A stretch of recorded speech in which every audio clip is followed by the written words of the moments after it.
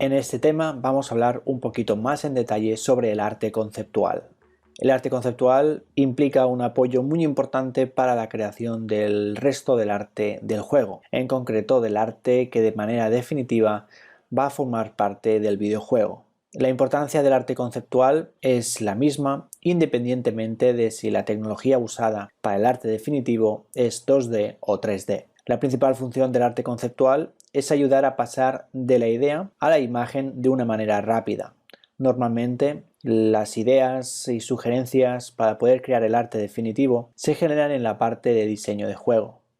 Ahí es muy importante que desde estas primeras ideas que normalmente están hechas en papel se pueda pasar rápidamente a imagen, a plasmarlo rápidamente en bocetos, esquemas y dibujos, de manera que sea más fácil tener una idea básica de cómo va a quedar el arte definitivo. Así pues, el arte conceptual va a servir de herramienta para que posteriormente los diferentes artistas de cada área puedan crear los diferentes escenarios y personajes que van a ir de manera definitiva en el videojuego.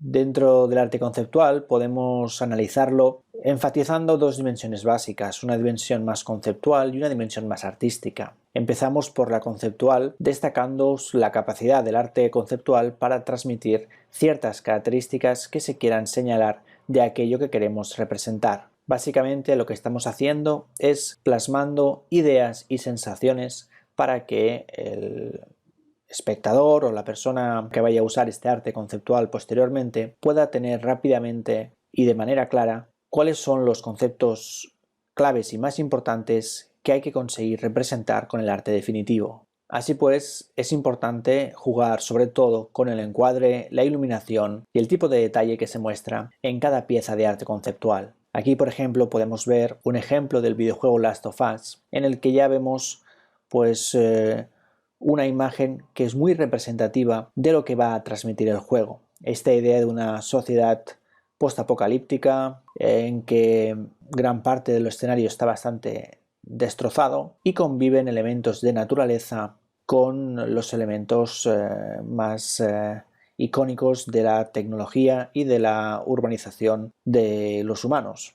Asimismo, también vemos los dos personajes en una escala que los pone en una situación de bastante isolación y desventaja ante el entorno. De la misma manera pasa con los personajes. Aquí, en el caso de los personajes, es más importante poner atención en los gestos y las posturas, ya que son claves para transmitir las características básicas en cuanto a la personalidad de cada uno de estos personajes. Aquí podemos ver, por ejemplo, una imagen del Assassin's Creed Syndicate, en el que ya vemos a través de los diferentes diseños de personajes cómo el gesto y la postura de cada uno de ellos ya transmite un carácter, una personalidad diferente.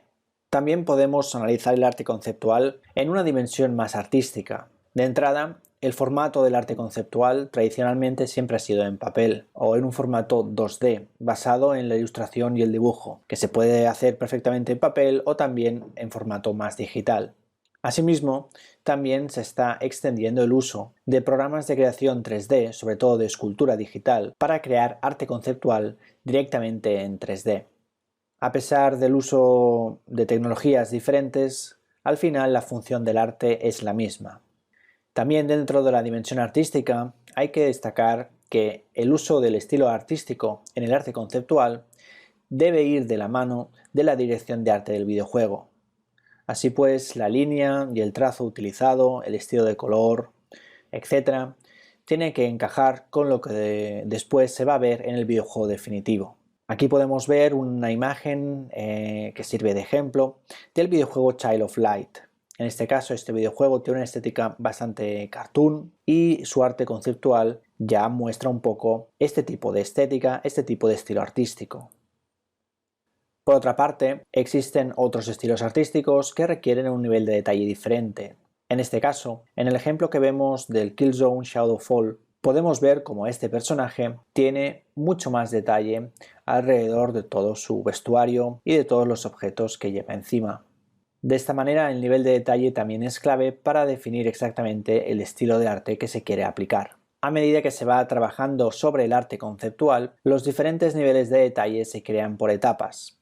La primera etapa normalmente sirve para definir las formas básicas y las siluetas y contornos de los personajes y otros objetos del juego. Posteriormente, sobre este arte conceptual, se le añade un poquito más de detalle, como por ejemplo diferentes sombreados que definan el volumen de algunas de las partes de los personajes y objetos. Finalmente, se añade más detalle a nivel de color y de texturas que definan el tipo de material de algunas de las superficies de tanto personajes como objetos.